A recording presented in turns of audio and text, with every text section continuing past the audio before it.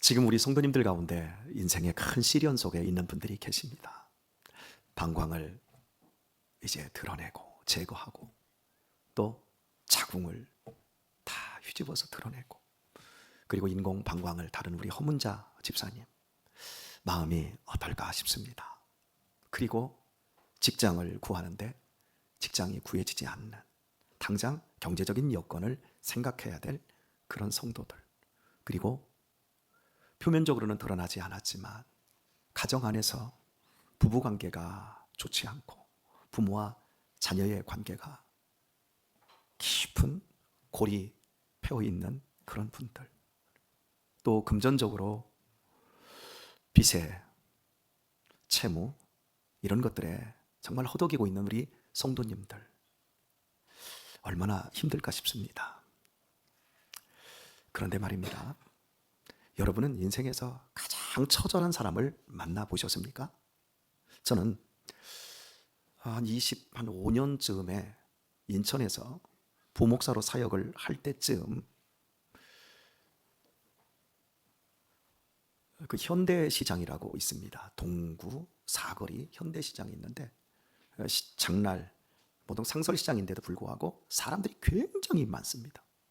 그런데 이제 장에 이렇게 우리 하영이를 데리고 제가 갔다가 오는 길에 사거리를 넘어야 되는데, 30대의 아주머니가 애가 한 4살, 5살 정도 되는 아이를 함께 동반을 해서 외출을 한 것 같은데, 사람이 많은데 엄마가 아이를 돌보지를 않는 거예요. 아이가 엄마의 바지를 잡고 막 쫓아가는데 엄마는 아이를 전혀 신경 쓰지 않고 터벅터벅 그냥 가는 거예요. 저는 이제 우리 하영이가 막 아장아장 걸을 때였기 때문에 제가 이렇게 손을 꽉 잡고 이렇게 가다가 들기도 하고 걷기도 하고 하는데, 이 엄마는 자신의 딸이 엄마의 바지가랑이를 잡고 있고 놓쳤다가 잡혔다가 이러더라고요. 그런데 아이의 보폭도 맞춰주지 않은 채 그냥 터벅터벅 가는 거예요. 아이를 전혀 무시하는 거예요. 뭐 저런 엄마가 다 있어. 그래서 제가 아주머니, 엄마, 애기 엄마 하고 제가 불렀어요. 근데 또 돌아도 안 봐요.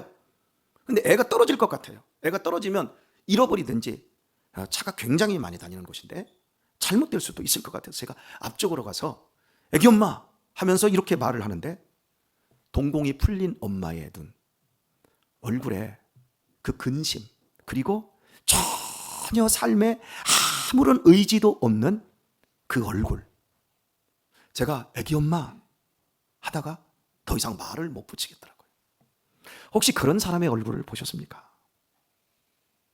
저는 자살 직전에 있었던 사람의 얼굴도 보았습니다. 핏기가 하나도 없습니다. 얼굴에 표정이 하나도 없습니다.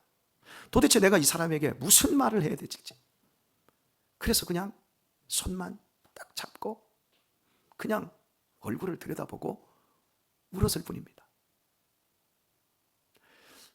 우리가 살아가면서 우리 각자 여러 가지 걱정이 있고 근심이 있지만, 우리가 걱정할 수 있고 근심을 말로 표현할 수 있고 내 괴로움을 울부짖을 수 있을 때는 그래도 아직 삶의 희망이 있는 거예요. 그런데 사람이 자신을 포기해버리면 웃습니다. 허탈해집니다. 동공이 풀립니다. 이 세상에서 하나님을 모르는 사람의 가장 극명한 모습이 게으름입니다. 그냥 무의식적으로 텔레비전을 켜고 그냥 게임을 하고, 아침에도 뭐 일어나 10시, 11시까지 그냥 자고. 그런데 하나님을 만나고 나면 인생의 목적이 생기고 하나님이 나를 사랑한다라고 하는 것에 정말 감격하게 되어집니다. 여러분, 인생에서 사람에게 가장 큰 행복을 주는 게 뭐라고 생각하십니까? 대표적으로 딱 2가지입니다. 첫 번째, 나를 무조건적으로 사랑하는 사람이 생겼을 때. 우리 여기 연애하고 결혼하신 분들 아시잖아요. 우리 연애할 때는 행복해요, 안 행복해요? 저 사람이 나만 무조건적으로 사랑하잖아요. 근데 그게 아니지만, 그게 너무 짧아서 그렇지, 어쨌든 간 그때는 너무너무 행복하지 않습니까? 그리고 내가 살아가야 될 삶의 존재, 목적, 그 의미를 찾을 때 사람은 정말 행복합니다. 제가 인생에 있어서 내 인생의 목적과 의미를 찾을 때 교회를 개척해놓고 하나님 정말 저 씁니까? 하나님 저 정말 쓰실 겁니까? 아니 저 정말 하나님이 쓰고 있는 거 맞습니까? 증거가 하나도 없어요. 그때 여러분 미칠 것 같았어요. 너무 답답했어요. 하나님이 나를 안 쓴다면 내가 하고 있는 이 목회라고 하는 것이, 이 개척이라고 하는 이 교회 사역이 나한테는 아무런 의미가 없으니까요. 왜냐하면 내 힘으로 내 능력으로 교회를 개척하는 게 아니고 하나님의 능력이 필요하니까요.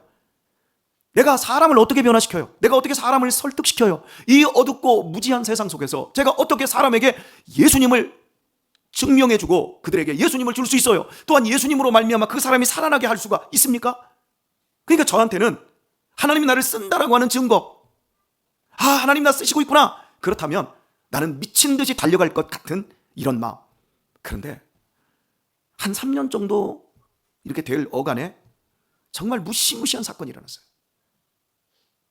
되어지고 있네?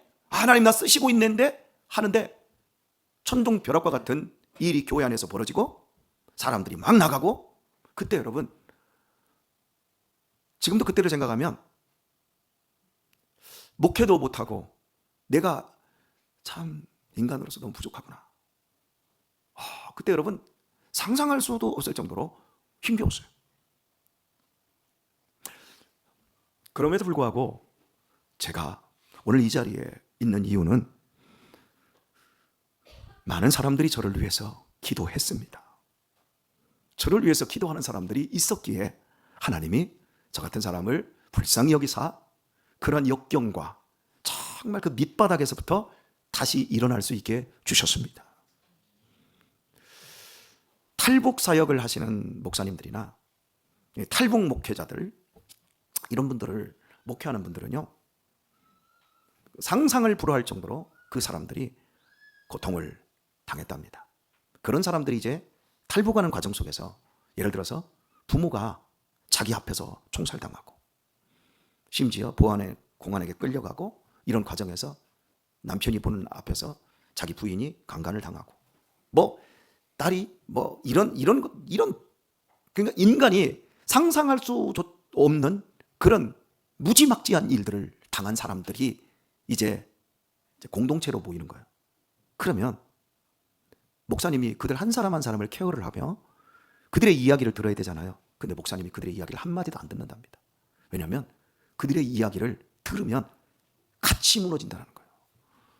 우리 대한민국 사회에서 우리가 겪을 수 있는 실직, 그리고 퇴직, 명예퇴직 같은 거, 그리고 사고, 병, 이런 것들은 그분들에게 유의 장난거리밖에 안 된다는 거예요.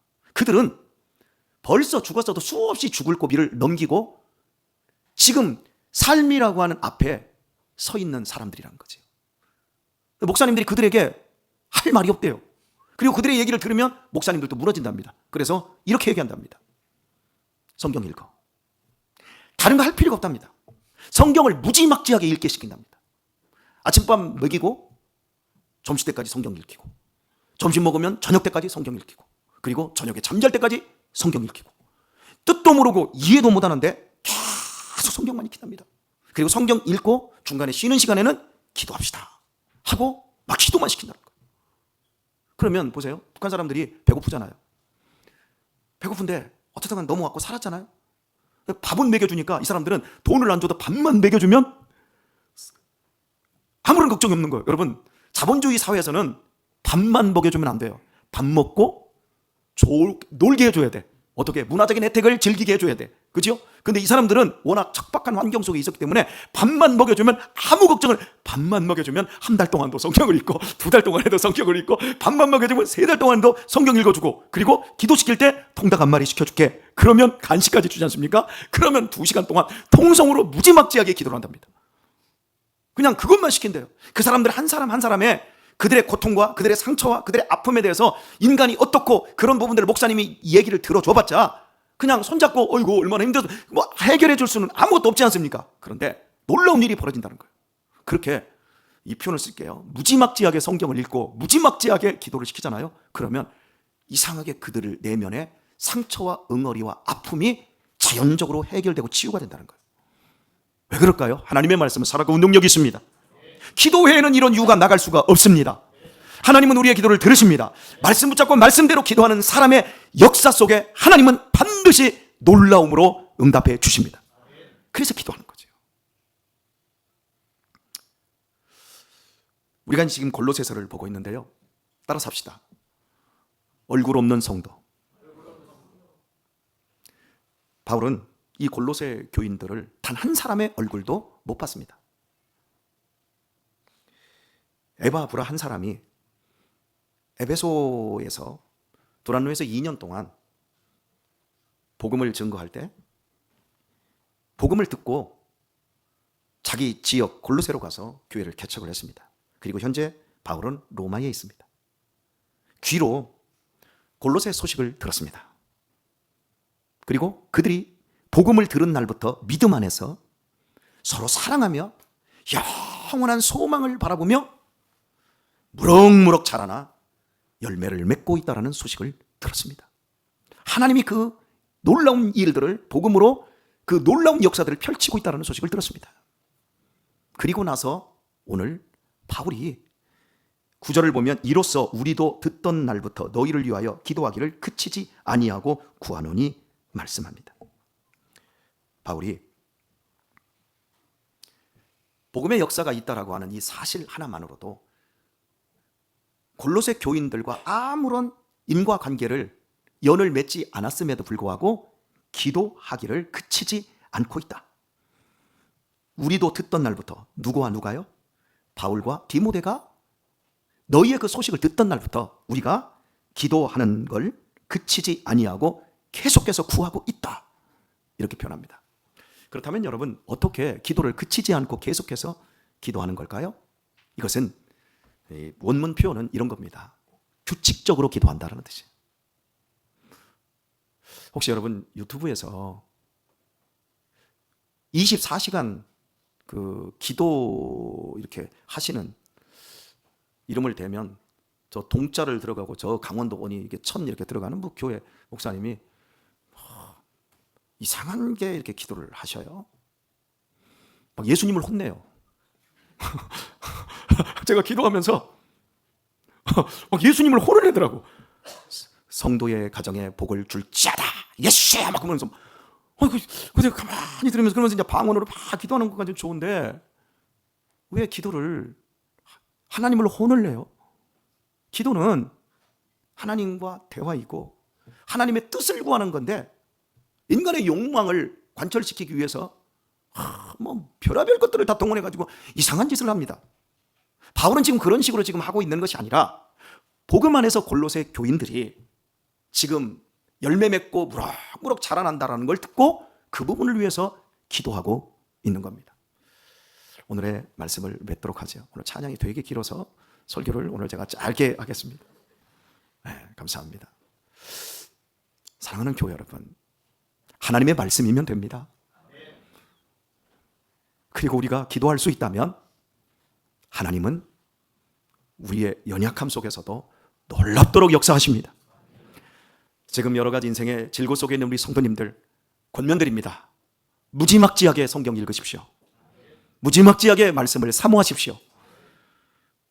그리고 무지막지하게 기도하십시오. 아무것도 할 수 없을 때, 내가 뭔가를 할 수 없을 때, 답답할 때, 동공이 풀리고 다리의 힘이 다 풀리고 도대체 내 자식조차 잃어버릴 만큼, 그냥 놓아버릴 만큼 인생이 어려운 분들도 하나님의 말씀을 붙잡으시길 바랍니다.